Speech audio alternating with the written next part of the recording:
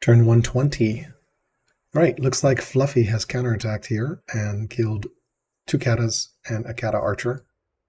Not too bad, and thankfully StBlak moved over a bunch of units here, so we're in good shape there. We'll take care of some odds and ends, resolve the events, tutor our granddaughter, even though probably she won't be ruler, so no need. We'll build a range there, and then we'll start this beautiful route chain. I actually force marched this guy over. He was over here, largely because he has 13.5 attack thanks to that double strike. Even though he doesn't have a general, which he really should have a general, but didn't have tempo. Strike is so valuable for routing units, just because it lets you do enormous amounts of damage. So yeah, I probably should have had strike on a rider one, so I could try to do fun things with flanking as well to get extra damage. But you know, do what you can. Don't actually think I have a rider. I have one rider guy here. He has strike 1 and no general. Strike 1 and no general is about the same, and I would have to get flanking, so it's easier to do just this unit. Route chain ends there because we can't advance. Also, it's a spearman, so we'll take the city and then move over some units, and that's pretty much it. And fight off that last rebel. So we pulled over a bunch of units. Not too much more, really. We'll capture the city and then keep going east. But I would expect we should see game end here soon. Looks like StBlak is winning this battle. He can then anchor ships and I can just go straight to Babylon. So I can also just keep marching east here and get to Babylon that way as well. And Waset can just sit there. Not going to do anything with it. Doesn't matter. So, yeah. All right. I think that's the turn. See you next turn. Still turn 120, but I wanted to do a situation report since we are at a multiple of 10. Even though we've been doing little mini updates. So our plan is continuing here. Essentially, we are pushing in question whether we want to do a sea assault this way or we just keep riding east and come up to Babylon that way. I think we still ignore Waset. Don't really think it's worth going around to try to attack it. Not too much to worry about there. Timeline-wise, since our last situation report, which was turn 117, won't be that many things. But we continue to capture cities. Established redemption. This was actually an event we got. So we're right around the release of the new DLC. And on this save, since we've got some folks from Mohawk playing, their accounts already have the DLC enabled. So we're seeing events for that DLC. And I got a nice event that shows, give me a free theology. This theology isn't particularly much to write home about. But hey, I'll take a free theology. Doesn't hurt. It's five extra civics, or 5 extra spread chance. And it looks like Greece has captured Nicaea as well, wherever that is. I think the map would show me, but I don't see it right now. Let's see.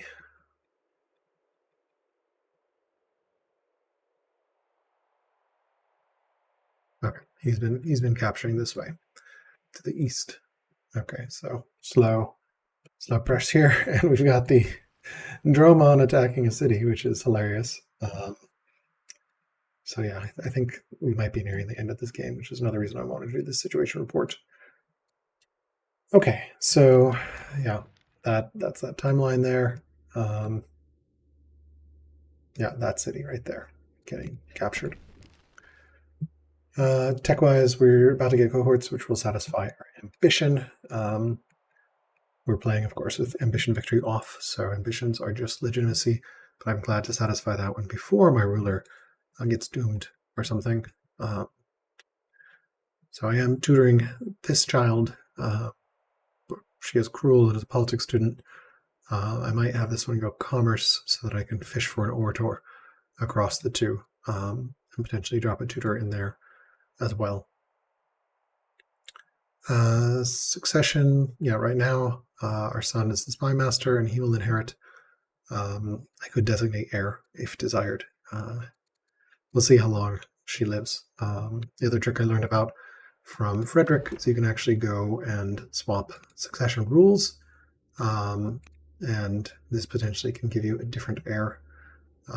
So I guess we have another grandchild, Smerdis, if I wanted a very, very young heir. So my picks are Spy Master, Smerdis, yeah, and this corrupt oligarch with 59, so not really great, but warlike, which is nice, but and Smerdis is a 1-year-old kid, so probably won't be doing that since, yeah, so basically probably one of these two, depending on how long she lives, though. Really love to find an order for orders, but again, probably all academic because the game is probably going to end before anyone inherits. Interestingly enough, Babylon's leader used to be a general here, but now she is doomed anyway. So she was serving her final tour of duty, but we did kill the unit that she was on. So that's kind of satisfying. Tech-wise, after we get cohorts, we will go straight for Latin Sail to get ships, and importantly to get autarky, so I can build horse units everywhere. Also will give me coinage, which will help the discontent. Option 2 is to go for infantry square, pole arms. I don't know how necessary that is, honestly. Swordsmen are really good against Babylon's units here, which is partly why I want to get them. Of course, cataphract archers and cataphracts are really good as well. But I don't really feel the need for pikemen because if Fluffy ever does somehow pull a bunch of cataphracts out, my ally has his unique unit, which is really strong against them. I think I would rather get Dromons and autarky so I can just produce horse units everywhere. I think that's more important than pikemen tech-wise, and probably realistically it also does not matter right now.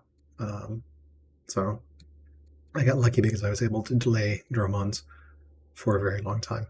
I'll turn on alt here so you can see what the techs are. I just like this single view for late game. This saved me a lot of research and let me get barding well before Fluffy. He had to invest in Latin Sail. So cool. Law-wise, we have flipped around our laws a little bit. We have picked up freedom, continuing to run constitution, continuing to run serfdom, monotheism, giving us a ton of orders, legal code, of course, orthodoxy. Really regret learning this law. I don't remember what turn I picked it up on, but it was a mistake.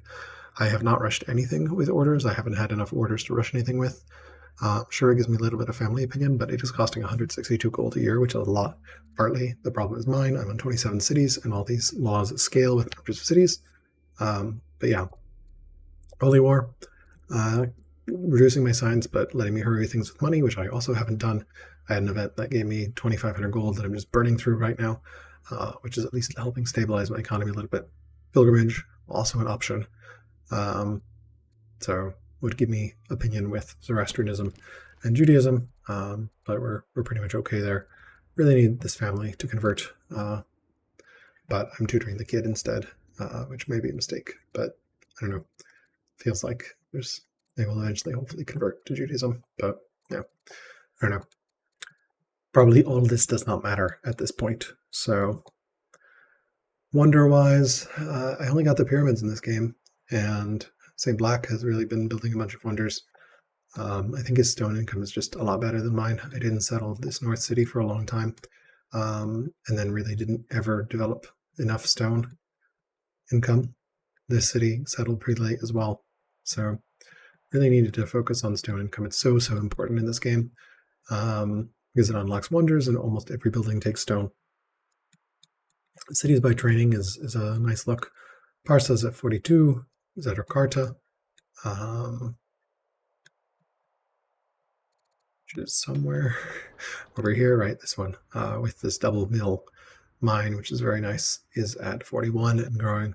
I don't particularly need to produce a bunch of units right now, so I'm getting all these up for apprentice officers.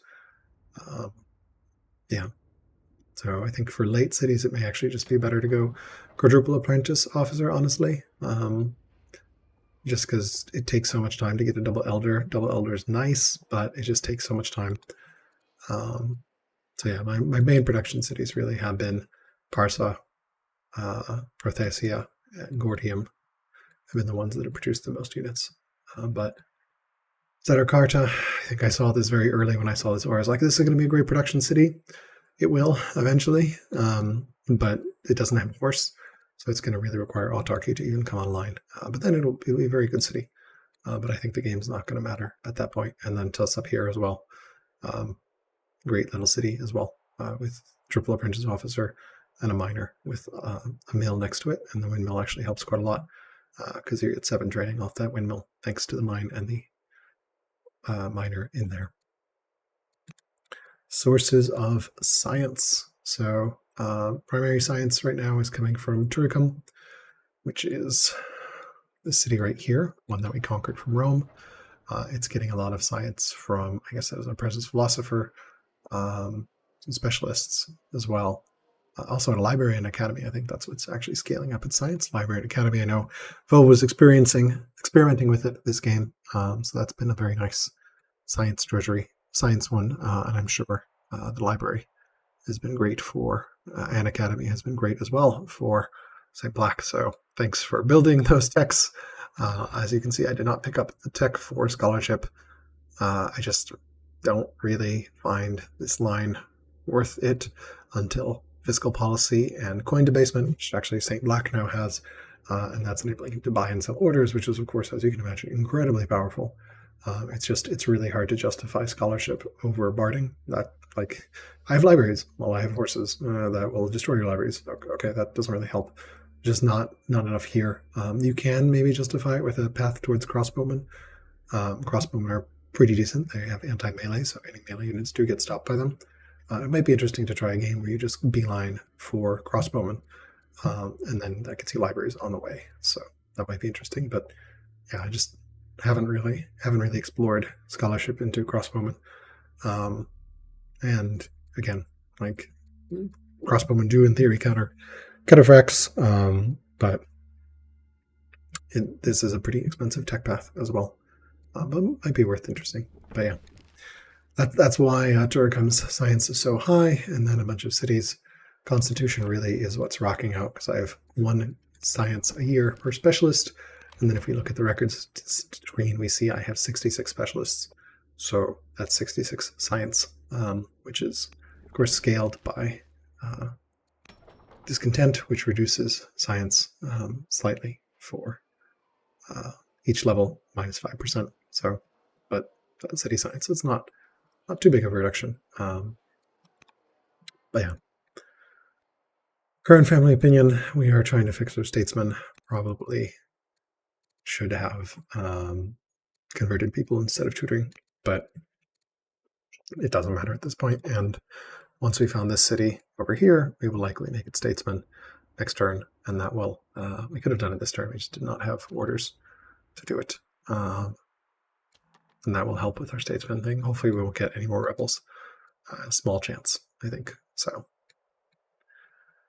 let's take a look at some graphs. Military score, we were going to the stratosphere and we fell a little bit here. Again, 2 cataphracts and a cataphract archers, around 700 military score. So not even 700, 650 or so. So not big a loss. Territory owned.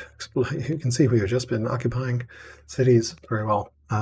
Explored, resource prices. You can see what's going on with the battle for the sea and the price of wood just going straight to the stratosphere. Interestingly, stone also beginning to crawl out of its long, deep hole, but a lot of stuff crashed. I think I crashed the price of wood here, selling wood. So victory points. We're at 49. We've passed Fluffy. StBlak will definitely beat us to 77, and in any case, we're nationally allied, so it doesn't matter. Resource production, growth, civics, training, culture, discontent, science, money. This drop is not because of anything I did, just because of a patch that changed the way discontent worked. So base discontent became a lot lower across all boards. Science, you can see when I picked up Holy War, it goes down. Money, we've been having money issues pretty much largely, it turns out, cities charge you by distance. So you'll see here -18 distance from capital, -10 distance from capital. Also improvements each cost 2 gold. So cities that are very far away or that have a lot of improvements will cost you quite an amount of maintenance. So yeah, and of course upset families also increase. So yeah, it's another reason I probably should have converted the Statesmen, but it is okay. It probably doesn't matter, just minor optimizations that can be done. I know, I just really like tutoring my children, even if they are unlikely to ever rule. But yeah, probably should have just abandoned tutoring the kid and gotten the Statesman converted. We do have, yeah, so let's see, other graphs, science, money, orders, thanks to being Persia, you can see we're up to 108 orders as we occupy cities. Statesmen cities, of course, give an order, and then monotheism is another order on top, plus pastures giving us an order. It's pretty good to be Persia. Food, iron, stone, and wood. We finally are beginning to get some lumber mills online. Way too late. So, and then key stats: national wealth, total population, specialists, 18 apprentice officers, 8 elders, 33 workers, 40 military units, largely pelotons and cataphracts, as well as artificial chariots. We lost 12 units, killed 156, adopted 9 laws, and 341 improvements, including 57 mines. Probably may be overbuilt mines a little bit. 400 iron a turn is a lot. But yeah, can't hurt. And one wonder, those pyramids, which have saved us quite a lot, because it enables picking up laws for just 200. It saves a lot. So, the last thing I wanted to mention was, oh yeah, we can do a little bit of, looks like Queen Etu the Great, and Fluffy's going to have a 18-year-old girl inherit. Perfect timing. Curious to see what he'll pick up as her actual, I think he designated heir then, maybe? Yeah, because that was not his heir before. Nestor is a very old, severely ill child with a 40-year-old set to inherit. Yeah, I think this must have been a designate heir. Ungash no Sunu? I think so. And then StBlak has his young orator, which of course is helping his orders quite a lot. I think he mentioned he had somewhere around 140 orders last turn, which is kind of amazing. Oh, and the last thing I wanted to show was this family tree. I was looking at some of the early recordings, and you may remember way back in the day, we had a child, King Ordas, and I think we had a bastard from Queen's Hand had a bastard, and that was Artabanus. And you can see he's legitimized here. It turns out his line is actually the royal line, because our current queen, Queen Ifra, is his granddaughter. So had we not legitimized that bastard long ago, I think something like turn 11 or something, we wouldn't have had our current ruling line. And Orator has never had any kids, and Artaxerxes did have some children. And then this line appears to be completely separate. I'm not entirely sure why these folks are here. I guess we're just seeing their line. So they're not really in the path of inheritance as far as I'm aware. So that's kind of a cool fact to go back to that and be like, oh, this little child that was legitimized ended up to being the grandfather of the queen that has reigned for a very long time, the subjugator. So yeah, and then yeah, and of course King Sukra, our amazing orator, really helped having that many orders. I think I'm now of the opinion that orators are probably the strongest archetype. Scholars will always bear a special place in my heart, and schemers are of course really strong in the early game, but I think orators are both strong in the early game because you can buy units from tribes, although we had no tribes in this game, but also just because the 2 orders per friendly city, which is incredible, amazing. So many orders, so well worth. But yeah, this guy really helped us a lot for the duration of his reign, for almost a little over 40 years. So always fun to look back and be like, oh yeah, Artabanus, the legitimate one. Thanks to him. Yeah, so it's those little choices echo 100 years later in game. And of course, if this game were to continue over a long time, the choice of which of these kids to inherit. So it looks like our daughter and this guy does not seem to be having any children, which is not great. So definitely always fun to look at the family tree. It's not quite Crusader Kings in terms of depth, but it's certainly a lot easier to parse. I know in CK, when you get it 200, 300 years in, your computer lags while loading the tree, where here you've got a pretty readable tree, which is very cool. And it's just fun to sort of see that history. So that's it for this update. I think the game is probably going to come to a conclusion soon. I don't really see how Fluffy or Nestor can push back. And since StBlak and I are in a national alliance, thanks to meeting on turn 6, he met me on turn 6, and I met him on turn 7. And we decided, because we had spawned so close to each other, here to here, like so close, 15 tiles away, we decided that we would not go to war with each other, which would have been a very destructive early war, and with Rome preying down here and eating Egypt. Yeah, so definitely a fun game in retrospect, and I'll keep doing the turn updates all the way to the end, and then we'll do a post-game update with the graphs that reveal all the information with other countries on the graph. So see you for turn 121 next. Turn 121.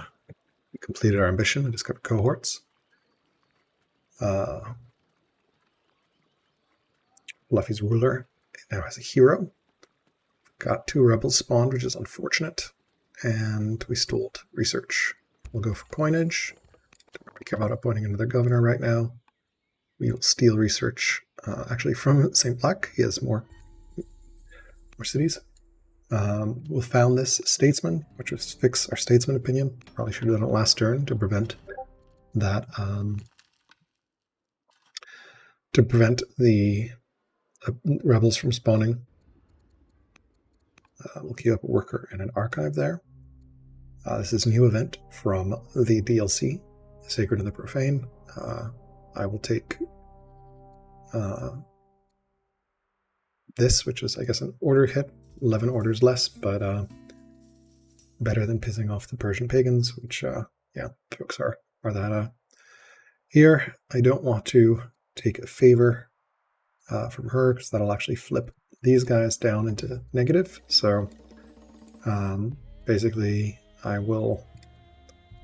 I'd love this ore in Morocco, but I cannot afford 2,500 gold, so I'll just take elephants for 6 orders. I guess I could marry someone, but then he becomes jealous. Does that change anything? I'm going to take a second husband, actually, and then I can get that ore. So money, sure. And now I can buy foreign cities.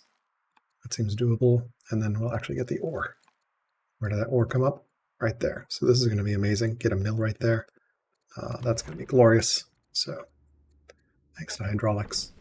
Don't have a worker there right now, but yeah. Mill here. And or this city is going to be a powerhouse. We already have apprentice officers up, so that's pretty good. Quickly do cities here. We can, I guess, get an elder officer here up and running. Potentially we'll rush with orders, we'll see. Archive here, don't really, I guess I can do another worker, get some worker so I can get some racks up and running here. And here an apprentice officer, we can also do an elder officer with consideration to rush if we have orders. Don't really want to burn gold. And here we can festival to get another apprentice officer up and running. So, all right, let's now look at the military situation over here. This is a little unfortunate, but fortunately we have tools with which to deal with this. I'm going to move here so that I can flank and then Probably going to, let's see, we have a bunch of force marches available if needed. Move there. This guy can shoot. Need one more shot from somewhere. And over here we want to probably kill a bunch of things here. So this guy's still our best. Move him here. This guy I think can move onto this hill and shoot that. Trying to get him out of harm's way. 15 damage, 8.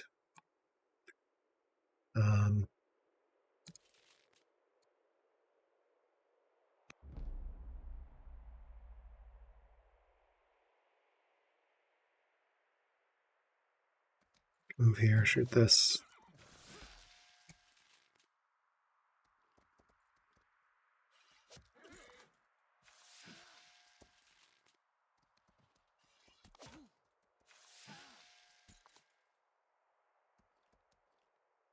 I just want to occupy in there, ideally with a tactician.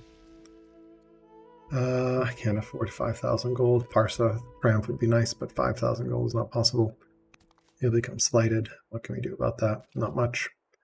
Oh, he actually stops being a general because of that? That's very sad. I don't have 5,000 gold, so that's unfortunate. Oh well, whatever at this point. All right, let's see. So I definitely want to take that city to reset the capture counter there. Here, we can shoot from here.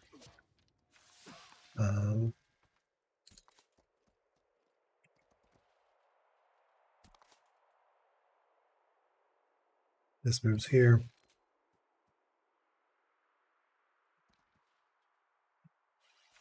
That clears that. That. And then, of course,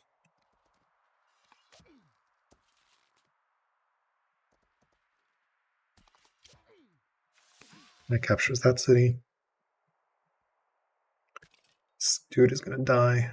We still have some things. I wanted to kill those units. And now what can I kill here? I think this is probably the highest priority to kill. Do I have enough to kill? 1, 2, 3, 4, 5, 6 units. Let's see. This can hit 7.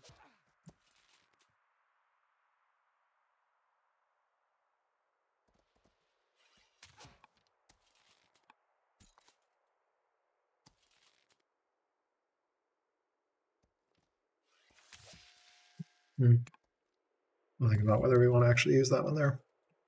This guy can route in here.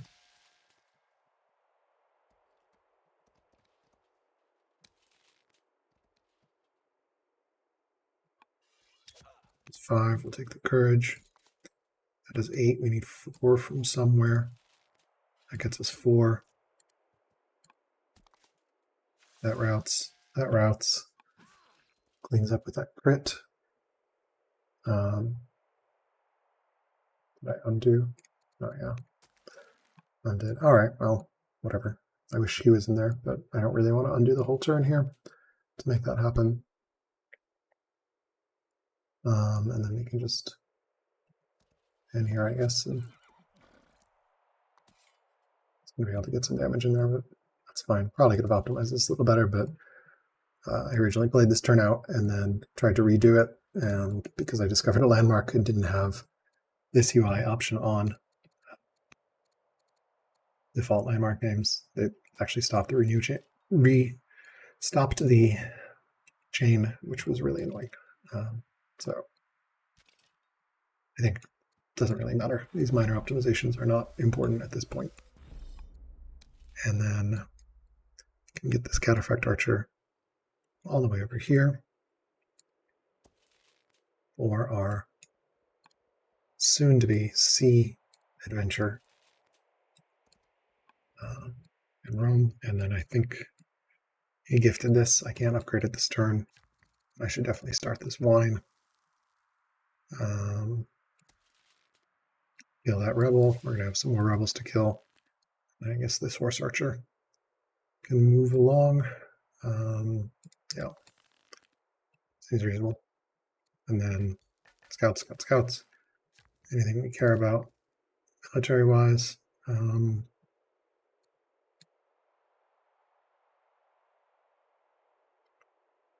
Move this towards this to start a stronghold there. Try to get me some more orders. So, all right, I think that's that turn. Probably will lose this unit, but he doesn't have that much left, and moving out meant I didn't have to attack into Wasset, which is great.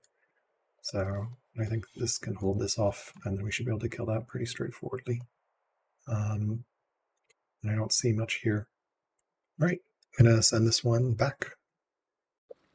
Turn 122, Nestor has surrendered, Fluffy has surrendered. We have an alliance victory. We have won. I guess alliance victory doesn't have a little alliance victory pop-up, so that's cool. Anyway, we have won. The game is over at last. So StBlak landed in Babylon. Fluffy did not really have a response to our attacks, and as we can see here, the game is over. So congratulations to StBlak, my ally. That turn 6 or 7 alliance of, hey, you spawned really close to me, paid off. This game that we would fight each other last and fight everyone else first, and then eventually opted for a national alliance. So cool. Yeah, let's take a look at the timeline to see how all this unfolded. We will zoom all the way back, and now fog is off, so you can see what's going on here. I can just play by advancing year by year and see how countries founded. So actually going to rewind here for a second, pause it, and let's talk about where people started. I am Persia in red. StBlak is Greece in blue. Very close, you can see. Vova is Rome in purple. Frederik is Egypt in orange. Fluffy is Babylon in green. And Nestor, probably further away from anyone else, he's yellow Greece, all the way over here, kind of by himself. So quite a ways apart. Very interesting central map, central lake rather. Very, very interesting. 3 nations sort of clustered here. We were like Vova, StBlak, and I were almost in an equilateral triangle. Interestingly, Vova ended up going for Egypt instead, which was a little further. Although I guess this distance, he's about equidistant here, and there's water. So I'm lucky that he didn't come for me. Frederik is unlucky that he went for him, but that definitely would have potentially influenced the game had Vova come north instead of south. Curious to learn what led him to go east and south. Fluffy's pretty far, so very interesting starting positions. Yeah, I always wonder how the game picks starting positions because it makes such a big difference, especially in FFAs. But yeah, I see how what StBlak was complaining about, that he was very walled in with nowhere to go. All right, let's advance. Year by year, you can see, I guess Vova settled to the north first, right? Yeah. And then everyone's expanding here. Move over the tooltips. I had that disastrous turn where I lost, I think, 2 units to barbarians. These 2 camps walked over to each other. Just terrible for me. Not used to playing on Raging Barbs, and it definitely showed. So I can just watch. And you see Vova's already taken Frederik's capital here. I think, yeah, just very, very quick elimination. Really, really terrifying, actually. Turn 40, even turn 30. Super, super aggressive. Nestor's expanding sort of peacefully here. Fluffy's kind of going to run into Vova. I guess he's expanded to the east. So yeah, Nestor really had a quiescent game up there in the northeast. Everyone else is kind of beginning to tangle. Then, of course, the triple alliance of Persia, Blue Greece, and Babylon against Vova. Sorry, Vova, we didn't mean to gang up on you. Just Fluffy was attacking you, and, well, then Yeah, StBlak decided to attack you, and then I was like, well, I'm going to attack you too. I also maybe didn't help by disrupting your citadel, so sorry about that. But yeah, be able to see that. The two Greases are meeting each other here. StBlak has a great coastal movement across the water, which is super valuable. And you can see Vova just melt as Babylon and Greece and Persia come in.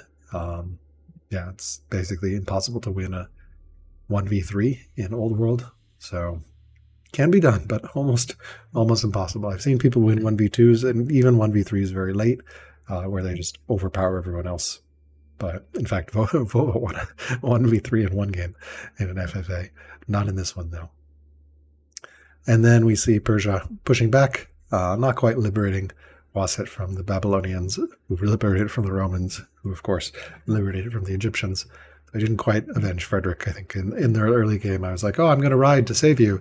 And then by the time I had any units, he was already dead. And it was kind of, well, okay, I guess I won't ride to save you because you got eliminated so badly, unfortunately.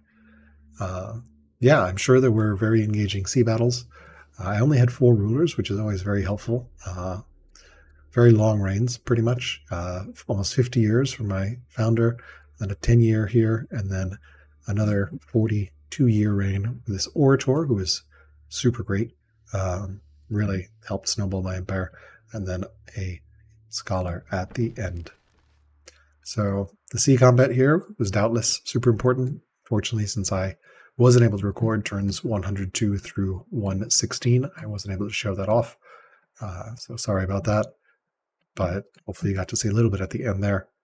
And those turns that were recorded weren't that interesting. It was just me sort of conquering cities in Rome and in former Rome, now Babylon, that were undefended, as I think Fluffy had to keep most of his orders in the east to deal with StBlak's ships.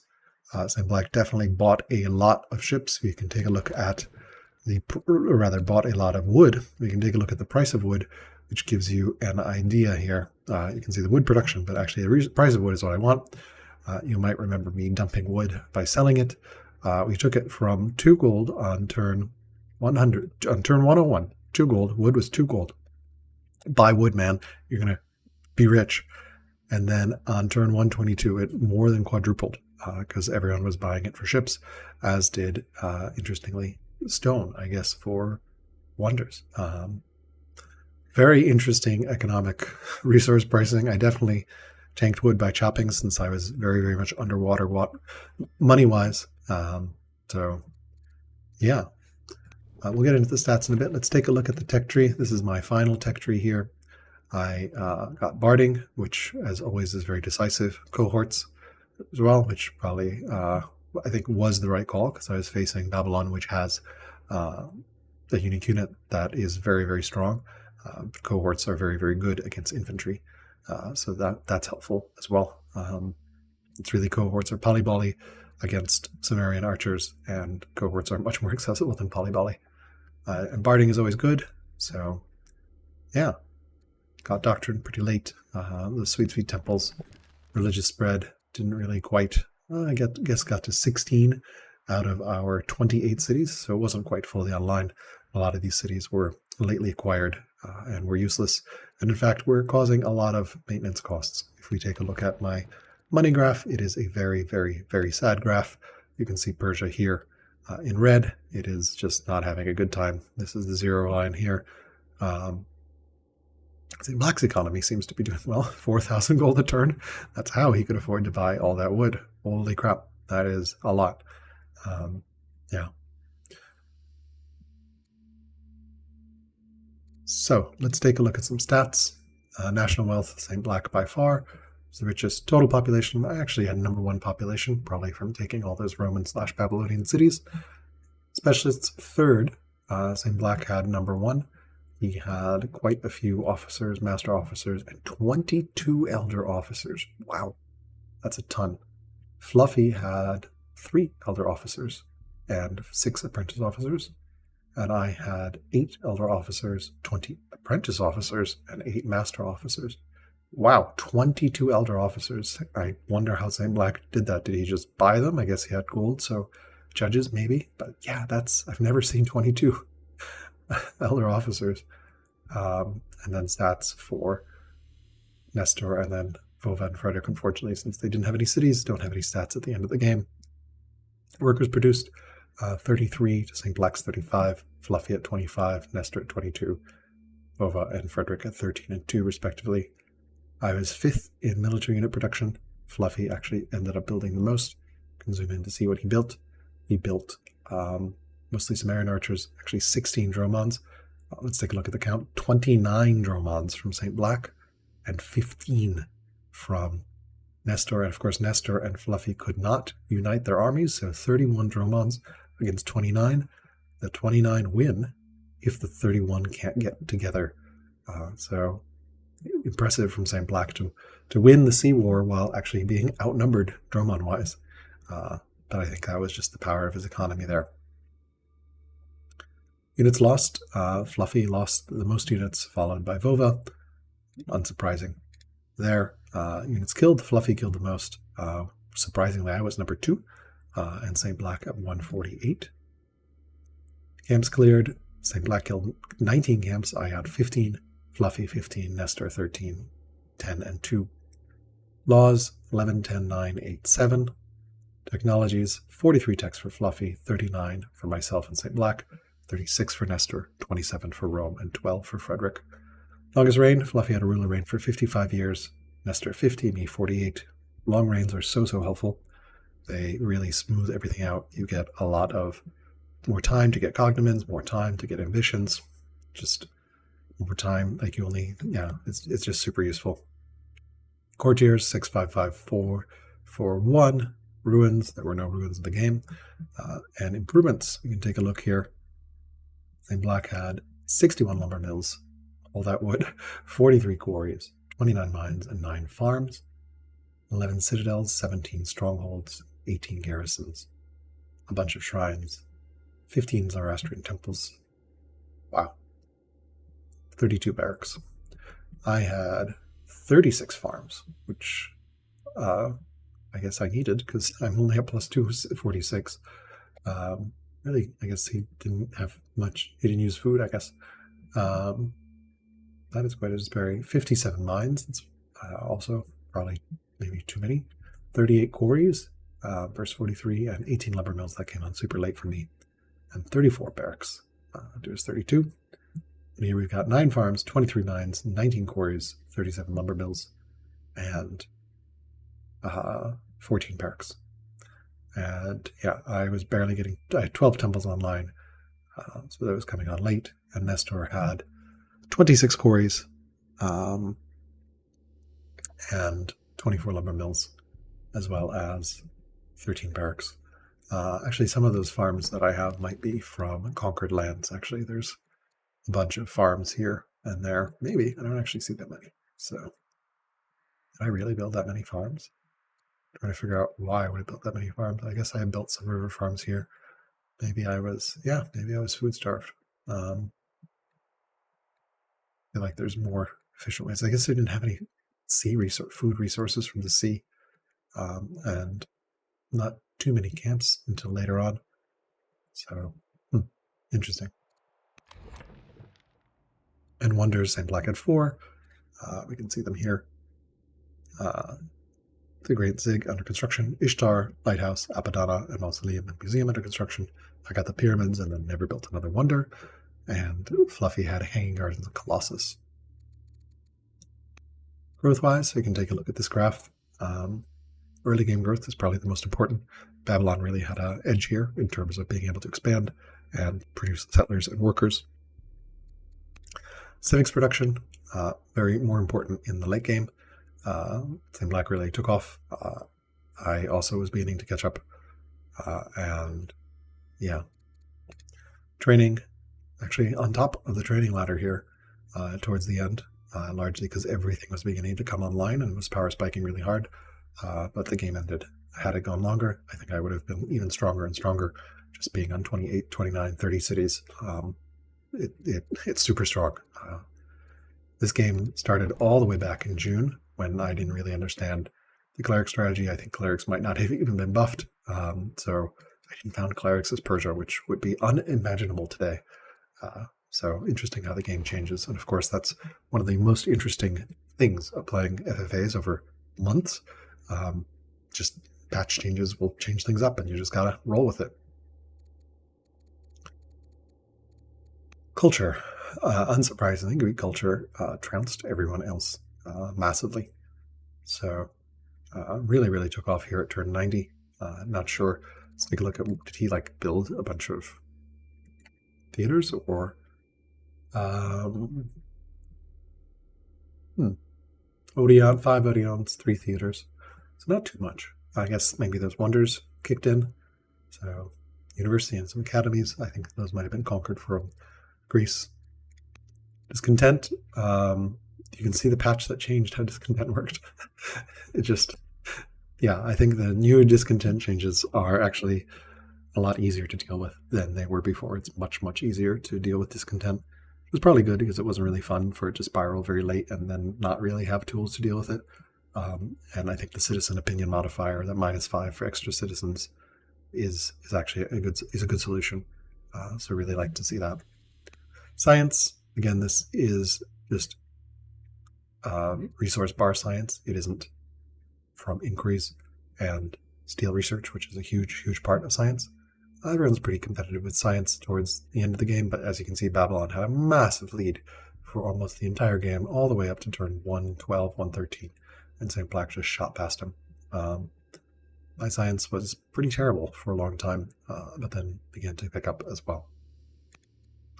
Money, we've looked at before. StBlak just did an amazing job with his economy. Orders, unsurprisingly, Persia was in the lead with orders pretty much the entire game. You can see the turns that I had in Orator really, really helped. Having more orders is just so, so valuable. It's part of the reasons why Persia is my favorite civilization. Food, wow, 400, 500 food. Okay, I see why he didn't need to build farms. I guess he had all those delicious sea resources that gave him a lot of food. Because, yeah, how many nets did he have? Let's take a look. 37 nets. So that'll do it. That's a lot of food resources. And Fluffy had 4, and I had 1. So, yeah, if you have nets, you don't need as many farms. Iron. I may have overproduced iron. However, I think my endgame comp. Persia's weird because your unique unit is food and iron, unlike every other unique unit, which requires either double iron or some wood. So, yeah, you don't actually need that much wood as Persia, unless you're going on ships. So you can just focus on food and iron. So I tend to grab a lot of iron as Persia. Probably overgrabbed it a little bit here, just because you don't really need plus 300 a turn or so. But it's always nice because it lets you upgrade all those units that you want to have, like Statesmen and Cataphract Archers, and later Cataphracts. All of those take iron. Stone early game is super important to unlock wonders and generally to power everything in your economy. So I did a decent job with stone. StBlak did a really great job with stone. A lot of it is also going to be terrain based, right? I have some mountains here. StBlak has a lot of mountains here, actually. That's a lot of quarries. Wow, quarries on temperate land. Yeah, and some windmill quarries later on. Yeah, so he was doing the best he could. Fluffy did not really have any mountains, which is actually really tough. Holy crap, there's like no mountains on this side of the map. So I guess we just got some craptastic quarries here. That's, yeah, I wonder, I mean, I think they made some changes to Inland Sea since this game started, hopefully to make mountain distribution more equitable, because not having any mountains is absolutely brutal. And Nestor has at least some. Yeah, this mountain range was very kind to me. And Vova also had some mountains down here, not too many. So interesting. Yeah, mountains are going to be a big difference in terms of early stone, and early stone can snowball your wonder game. Of course, you can buy stone, but yeah. Wood, Fluffy, unsurprisingly, as Babylon brought wood production online earlier than anyone else because he needs Sumerian archers, and then StBlak really zoomed ahead late. And I, as Persia, don't really need wood, especially if I'm not playing with ships. So I think just monasteries and ranges were eating my wood supply. and I got forestry pretty late, relatively speaking. Military score, the graph you've all been waiting for. So this is the sign of who is winning and losing. So you see we have a spike here at turn 29, 1165. Almost more than everyone together. Yeah, more than the top two together, more than Fluffy and Nestor combined. So really impressive attack. And you can see Frederik sort of bloop there. Then Nestor actually took the lead for a while. Then Rome again was building up, and then you see when the Triple Alliance happened and Rome fell down. And then Nestor actually and Fluffy are in the lead, which is why StBlak and I were freaking out, especially, yeah. And I am shooting up there towards the end. You can see the spike of getting cataphracts just like enormously upwarding, and then some battle here, and then Fluffy really losing a lot of power. This does include Dromons as well. So, yeah, that's the game in a graph. Territory owned. You can see my very rampant expansion at the end. I was really behind in territory. I think losing, I don't know what turn it was, but losing those units here to Barbarians was just terrible play on my part, and really set me back. It slowed down expansion enormously. Exploration, pretty good on the exploration front. Resource prices we've already looked at as well. Way to create everything cratering around turn 96, and then just zooming up, and then victory points. Fluffy in the lead for a large part of the game. Then StBlak. Rome actually zoomed ahead here enormously until the Triple Alliance happened. And then family opinion.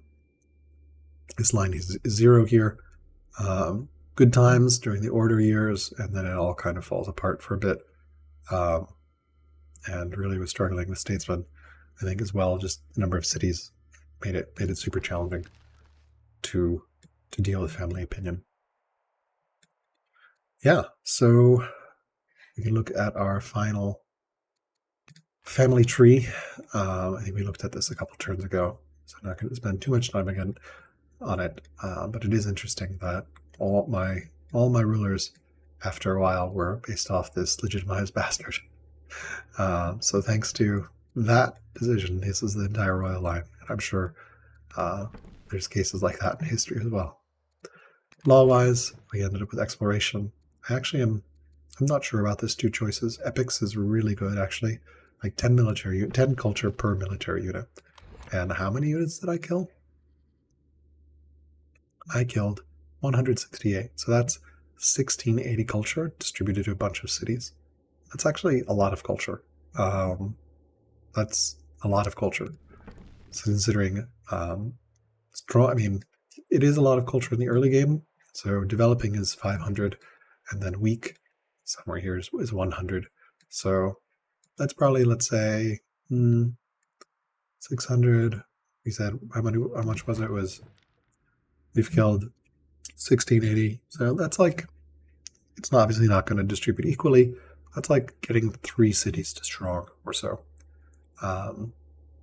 That's pretty good, I think. And exploration just lets scouts move on water, which is nice, but not that great. And the big thing about exploration is the movement on neutral rivers.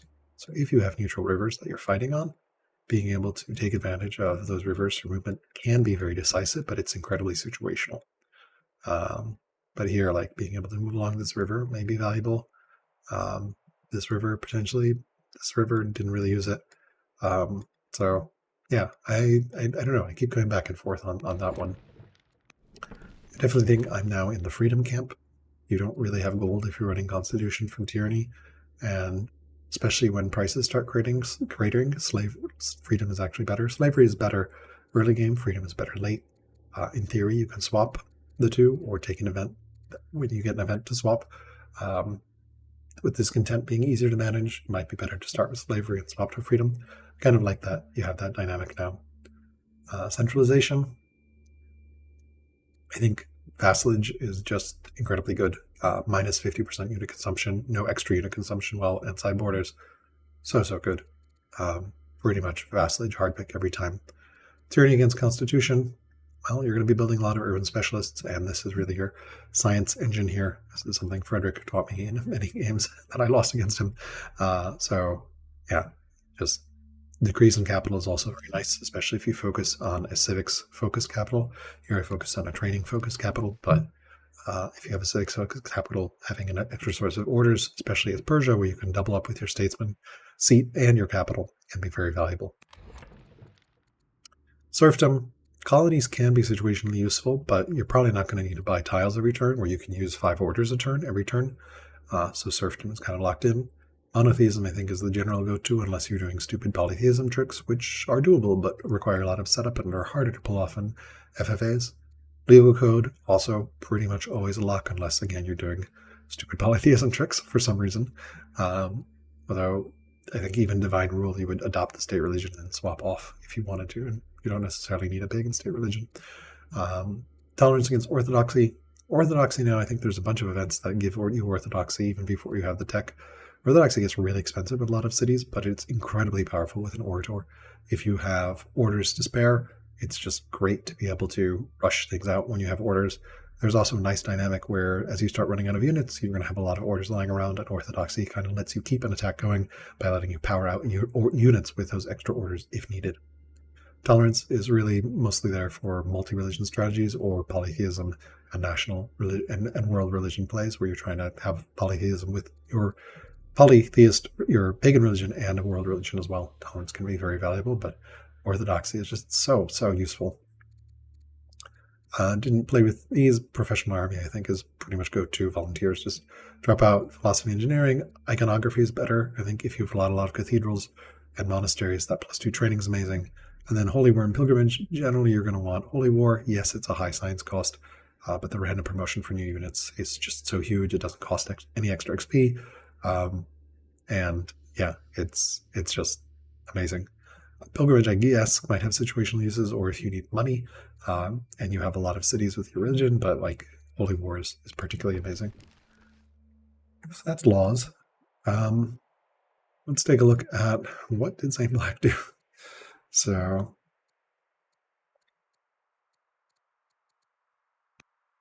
resources, urban improvements. Yeah, so he's just got a lot of dyes, crabs, fish. I guess that, did he have lighthouse as well? I'm 99% sure he had lighthouse as well. For some reason the tooltip is not working for me right now. There it is. Okay, yes, he had lighthouse. So these are all giving him lots of money. Like 100 gold right there from the nets, 48, and 52 from the specialists. So that's 100 gold, and he had a bunch of those. So sea resources are really, really valuable, especially the luxury resources. They give you a lot of gold, and they're very easy to get online as well, since they don't require any text to do so. I think that really powered his economy. The lighthouse powered sea economy. Imagine if had he been hunters. Oh man, it would have been even better. We just had 1 nets, which we didn't even found in a hunter city, which was probably a mistake. So yeah, cool. Well, that is it for the game. Definitely fun to play. Always enjoyable to play an FFA where everyone sticks around and plays for their turns consistently over months, dealing with my traveling schedule and other things. Hopefully you've enjoyed watching it. I've certainly enjoyed recording and sharing this experience with you. I've learned a lot since starting this game, and always learn everything. Learn in this game. Definitely enjoyable and fun here. And congrats again to my ally, StBlak, and thumbs up for a great fight from Fluffy, Nestor, Bova, and Frederik. Remember Egypt from that terrifyingly early Roman assault. Definitely a great game. Thank you all for playing, and see you around.